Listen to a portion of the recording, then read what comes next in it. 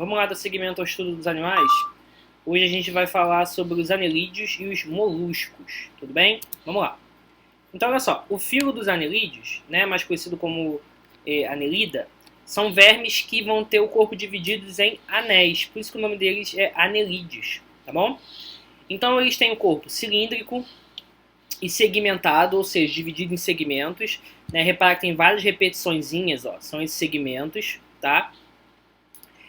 Com simetria bilateral, ou seja, se eu faço um corte, né, no meio, um lado é igual ao outro lado desse verme, tá? Que eu vou explicar quais são daqui a pouco. São animais de vida livre, são terrestres ou aquáticos, de água doce ou salgada, tem em tudo quanto é lugar, tá? São conhecidos como minhocas, poliquetas e as sanguessugas. Então, os principais representantes dos anelídeos são as minhocas e são as sanguessugas, tá? A principal característica é essa de ter o corpo dividido em anéis, em segmentos idênticos, tá bom? Em relação à fisiologia deles, né, eu separo sempre algumas informações importantes, como, por exemplo, o sistema digestório desses caras. Eles fazem uma digestão extracelular, ou seja, do lado de fora da célula, e vão apresentar o tubo digestivo completo. Então, eles se alimentam por um local, né, por um buraco, pensa nisso, e eles eliminam as fezes por outro buraco, pelo ânus, tá? Estendendo-se por todo o comprimento do corpo, com regiões diferenciadas em faringe, esôfago, intestino e ânus. Então repara como eles já são um pouco mais complexos do que os primeiros seres que a gente viu lá atrás, os poríferos e tal, tá? Repara que eles têm um sistema circulatório que é fechado, né? Ou seja, circula dentro de vasos sanguíneos, né? Que são bem ramificados aí de maneira lateral. E eles também têm sistema nervoso, sendo que o sistema nervoso deles é constituído por um cordão nervoso central com um par de gânglios cerebrais por cada segmento. Então repara que isso aqui, ó, é cada segmento, ó. Cada segmento, cada anelzinho desse tem um par de gânglios, né, dos dois lados, digamos assim, de gânglios cerebrais, tá certo? Que vai se espalhar aí por todo o corpo desse anelídeo, dessa minhoca, dessa sanguessuga, tá?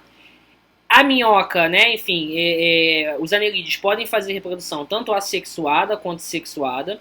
A mais comum é a reprodução sexuada, né, nas espécies que o sexo é dividido, né, que eu tenho macho e fêmea.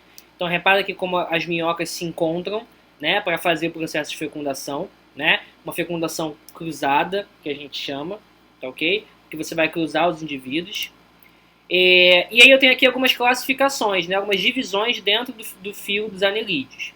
Então, por exemplo, eu tenho a classe dos oligoquetos, né, que vivem em ambientes terrestres úmidos ou aquáticos de água doce.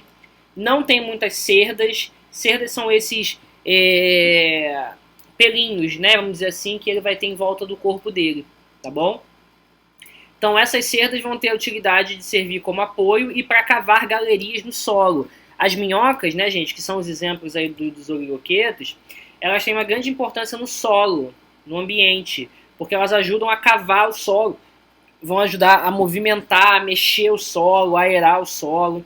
Então elas são bem importantes nesse processo, tudo bem?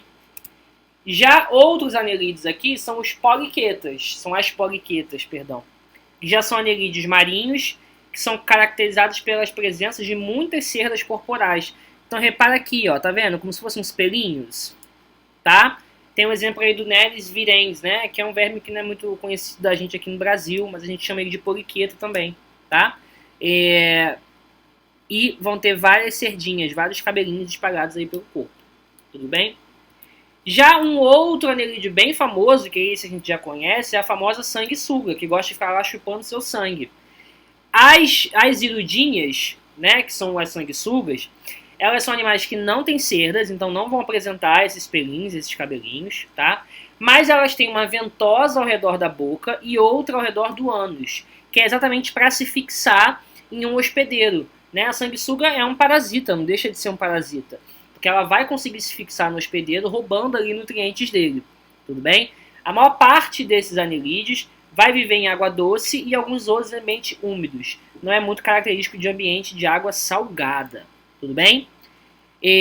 Então assim, o que você tem que saber dos anelídeos que é mais importante? Essas principais características de ter o corpo dividido em anéis, e principalmente quem são os representantes, minhoca, sanguessuga e etc, tá bom? Agora, já o outro filo aqui, que são os moluscos, é bem fácil você lembrar o nome desse filo e entender por que ele tem esse nome. Porque o nome do filo, molusco, tem a ver com o fato dele ter um corpo mole. Então, os moluscos são animais que apresentam corpo mole, são formados por 3 regiões, cabeça, massa visceral e o pé musculoso. Existem vários tipos de moluscos, gente. Os moluscos são, assim, muito diferenciados, né? A gente pode dizer dessa maneira. Por quê?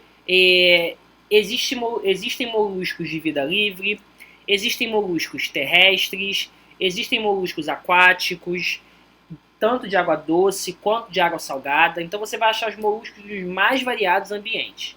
Assim como você vai achar molusco que tenha concha, molusco que não tenha concha.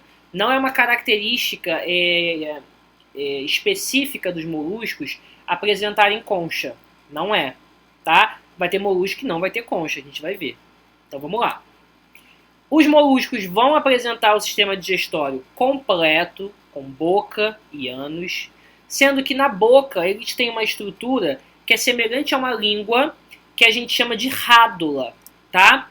Menos os bivalves, né, que eu vou dizer depois, mas a maior parte dos moluscos vão apresentar essa rádula, que é como se fosse uma língua, que vão ter dentes, né, que vão auxiliar no processo de raspagem do alimento, tá? De raspar, de triturar, enfim, esse alimento para esses moluscos conseguirem absorver, tá? Também vão apresentar sistema circulatório e eu acho que uma novidade aqui é que, lembra que eu falei que os moluscos, eles são muito diversos, né?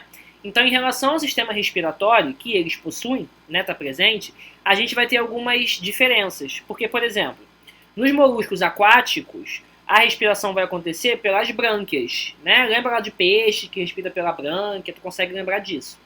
Já nos moluscos terrestres, como as lesmas, os caramujos, a respiração ela é pseudopulmonar, que a gente chama, né? Eles não têm pulmões assim estritamente desenvolvidos, tá bom?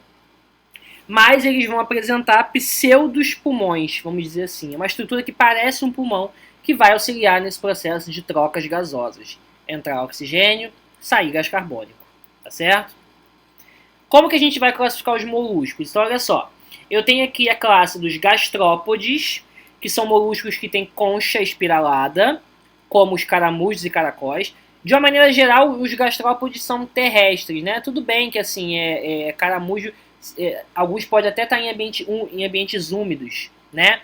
Mas você vê bastante caramujo aí, é um animal que a gente consegue ver com alguma frequência, tá certo? Tá certo? Então repara aqui, alguns gastrópodes podem ter conchas, como os caramujos e os caracóis, mas eu tenho espécies que não têm concha, como a lesma. A lesma é como se fosse um caramujo que eu tirei a concha. Pensa nisso. Tá certo? Vai fazer respiração por um pseudopulmão. Eu tenho os caramujos bivalves, que é como se eles tivessem duas conchas, tá? Esses caramujos bivalves,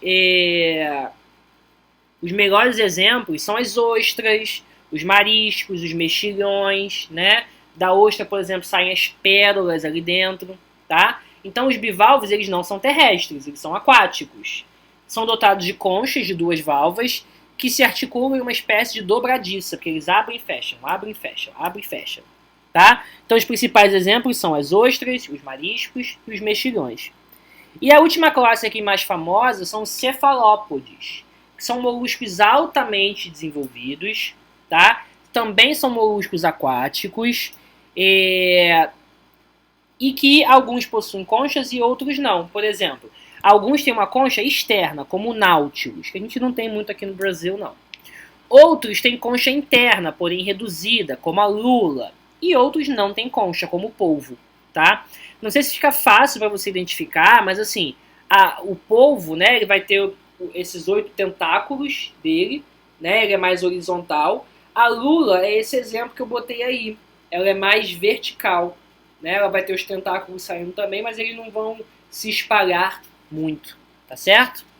O que você tem que saber dos moluscos? As principais características do corpo mole, da concha E principalmente, quais são os exemplos de cada classe?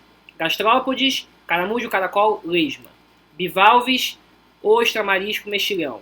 Cefalópodes, lula e polvo. Tá certo?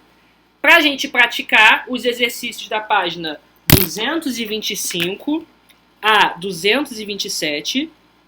E eu errei, não é essa página não. Eu até voltei aqui para ver. Não é essa página, eu fiz errado, peraí. É 242 e 243. Vou até mudar aqui, ó. 242 e 243, que é o capítulo 18 de moluscos e anelídeos. Tá certo? Tudo bem? Tirou uma fotinha, mandou pra mim aquele esquema. Tu já sabe como é que funciona, tá? Semana que vem a gente volta às aulas presenciais e aí a gente conversa melhor. Um grande